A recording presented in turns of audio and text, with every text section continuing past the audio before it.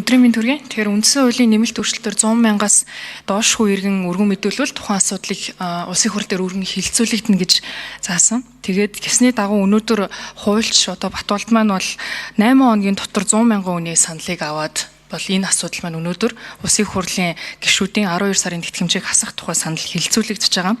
Тэгэд энэ 100,000 хүнийг харахаар 60,000 хүн нь болохоор 40-оос доош насны залуучууд бол энэ саналаа өгсөн байгаа. Тэгээ бид бүхний харах ёстой зүйл бол Монгол улс бол залуучуудын орон.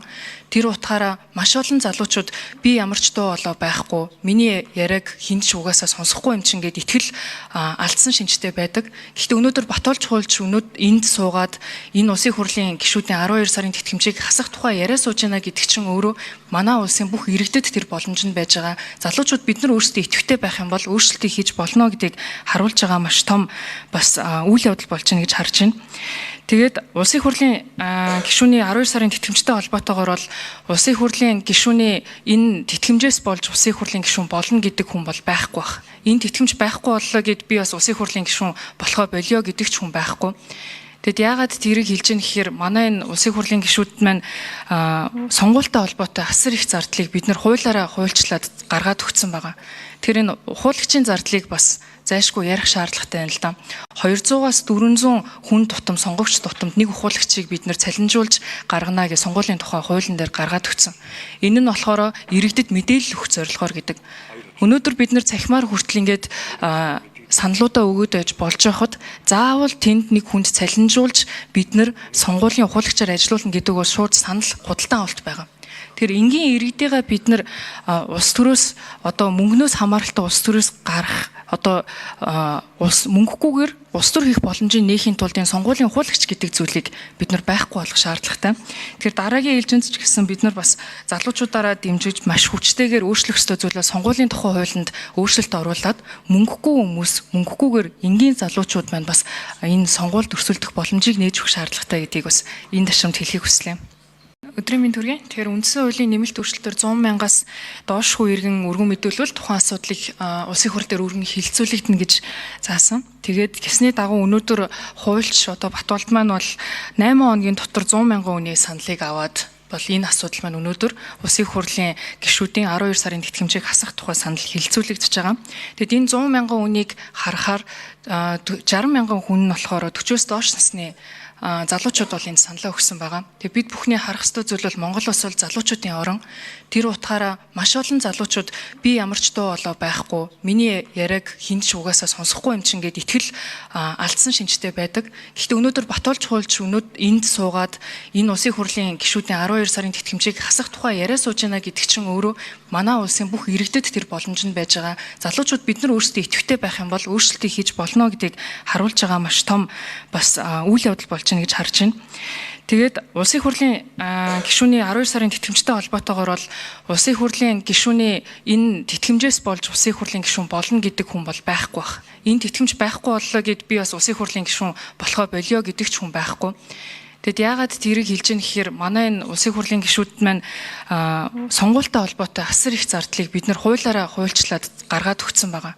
Тэр энэ хуулагчийн зардлыг бас зайшгүй ярих шаардлагатай байна л да. 200-аас 400 хүн тутам сонгогч тутамд нэг хуулагчийг бид нар цалинжуулж гаргана гэж сонгуулийн тухай хуулийн дээр гаргаад өгсөн. Энэ нь болохоор иргэдэд мэдээлэл өгөх зорилгоор гэдэг. Өнөөдөр бид нар цахимаар хүртэл ингээд саналуудаа өгөөд байж болж байхад заавал тэнд нэг хүнд цалинжуулж бид нар сонгуулийн хуулагчаар ажилуулна гэдэг бол шууд санал худалдан авалт байгаа.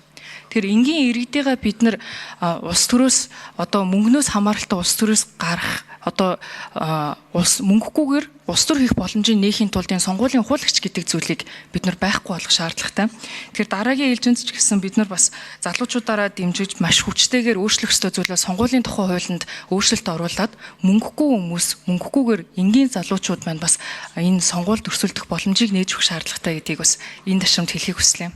Өдрийн мэнд хүргэе. Тэгэхээр үндсэн хуулийн нэмэлт өөрчлөлтөөр 100,000-аас доош хүн иргэн өргөн мэдүүлвэл тухайн асуудлыг улсын хурал дээр өргөн хилцүүлэгдэнэ гэж заасан. Тэгээд гэсний дагуу өнөөдөр хуульч Батболд маань бол 8 хоногийн дотор 100,000 хүний саналыг аваад бол энэ асуудал маань өнөөдөр улсын хурлын гишүүдийн 12 сарын тэтгэмжийг хасах тухай санал хилцүүлэгдэж байгаа.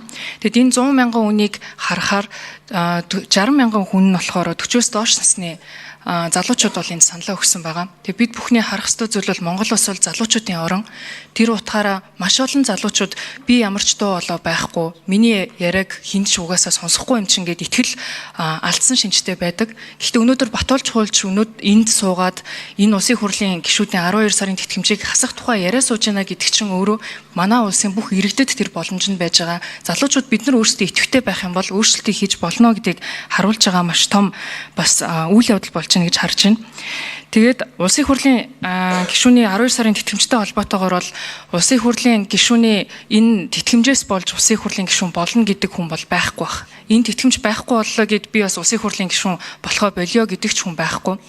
Тэгэд яагаад тэрийг хэлж яах гэхээр манай энэ улсын хурлын гишүүд маань сонгуультай холбоотой асар их зардлыг бид нар хуулаараа хуульчлаад гаргаад өгсөн байгаа.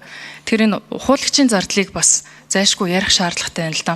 200-аас 400 хүн тутам сонгогч тутамд нэг хуулагчийг бид нар цалинжуулж гаргана гэж сонгуулийн тухай хуулийн дээр гаргаад өгсөн. Энэ нь болохоор иргэдэд мэдээлэл өгөх зорилгоор гэдэг. Өнөөдөр бид нар цахимаар хүртэл ингээд саналуудаа өгөөд байж болж байхад заавал тэнд нэг хүнд цалинжуулж бид нар сонгуулийн хуулагчаар ажилуулна гэдэг бол шууд санал худалдан авалт байгаа. Тэр энгийн иргэдийгээ бид нар улс төрөөс одоо мөнгнөөс хамааралтай улс төрөөс гарах одоо улс мөнгөхгүйгээр улс төр хийх боломжийг нээхийн тулд энэ сонгуулийн хуулагч гэдэг зүйлийг бид нар байхгүй болох шаардлагатай. Тэгэхээр дараагийн ээлжинд ч гэсэн бид нар бас залуучуудаараа дэмжиж маш хүчтэйгээр өөрчлөх ёстой зүйлээ сонгуулийн тухай хуулинд өөрчлөлт оруулад мөнгөхгүй хүмүүс мөнгөхгүйгээр энгийн залуучууд маань бас энэ сонгуульд өрсөлдөх боломжийг нээж өгөх шаардлагатай гэдгийг бас энэ ташрамд хэлхийг хүслээ. Өдрийн мэнд хүргэе. Тэгэхээр үндсэн хуулийн нэмэлт өөрчлөлтөөр 100 мянгаас доош хүү иргэн өргөн мэдүүлвэл тухайн асуудлыг улсын хурл дээр өргөн хилцүүлэгдэнэ гэж заасан. Тэгээд гисний дагуу өнөөдөр хуульч одоо Батуулд маань бол 8 хоногийн дотор 100 мянган хүний саналыг аваад бол энэ асуудал маань өнөөдөр улсын хурлын гишүүдийн 12 сарын тэтгэмжийг хасах тухай санал хилцүүлэгдэж байгаа. Тэгэд энэ 100 мянган хүнийг харахаар 60 мянган хүн нь болохоор 40-оос доош насны залуучууд бол энд саналаа өгсөн байгаа. Тэгээд бид бүхний харах ёстой зүйл бол Монгол улс бол залуучуудын орон. Тэр утгаараа маш олон залуучууд би ямар ч дуу олоо байхгүй, миний яриаг хинч угаасаа сонсохгүй юм чин гэд итгэл алдсан шинжтэй байдаг. Гэхдээ өнөөдөр Батуулж хуульч энд суугаад энэ улсын хурлын гишүүдийн 12 сарын тэтгэмжийг хасах тухай яриа сууж байна гэдэг чинь өөрөө манай улсын бүх иргэдэд тэр боломж нь байж байгаа. Залуучууд бид нар өөрсдөө идэвхтэй байх юм бол өөрчлөлтийг хийж болно гэдгийг харуулж байгаа маш том бас үйл явдал болж байна гэж харж байна. Тэгээд улсын хурлын гишүүний 12 сарын тэтгэмжтэй холбоотойгоор бол улсын хурлын гишүүний энэ тэтгэмжээс болж улсын хурлын гишүүн болно гэдэг хүн бол байхгүй бах. Энэ тэтгэмж байхгүй боллоо гэд би бас улсын хурлын гишүүн болохоо болио гэдэг ч хүн байхгүй. Тэгэд яагаад тэрийг хэлж яах гэхээр манай энэ улсын хурлын гишүүд маань сонгуультай холбоотой асар их зардлыг бид нар хуулаараа хуульчлаад гаргаад өгсөн байгаа. Тэр энэ хуулагчийн зардлыг бас зайлшгүй ярих шаардлагатай байна л да. 200-аас 400 хүн тутам сонгогч тутамд нэг хуулагчийг бид нар цалинжуулж гаргана гэж сонгуулийн тухай хуулийн дээр гаргаад өгсөн. Энэ нь болохоор иргэдэд мэдээлэл өгөх зорилгоор гэдэг. Өнөөдөр бид нар цахимаар хүртэл ингээд саналуудаа өгөөд байж болж байхад заавал тэнд нэг хүнд цалинжуулж бид нар сонгуулийн хуулагчаар ажилуулна гэдэг бол шууд санал худалдан авалт байгаа. Тэр энгийн иргэдийгээ бид нар улс төрөөс одоо мөнгнөөс хамааралтай улс төрөөс гарах одоо улс мөнгөхгүйгээр улс төр хийх боломжийг нээхийн тулд энэ сонгуулийн хуулагч гэдэг зүйлийг бид нар байхгүй болох шаардлагатай. Тэгэхээр дараагийн ээлжинд ч гэсэн бид нар бас залуучуудаараа дэмжиж маш хүчтэйгээр өөрчлөх ёстой зүйлээ сонгуулийн тухай хуулинд өөрчлөлт оруулад мөнгөхгүй хүмүүс мөнгөхгүйгээр энгийн залуучууд маань бас энэ сонгуульд өрсөлдөх боломжийг нээж өгөх шаардлагатай гэдгийг бас энэ ташрамд хэлхийг хүслээ.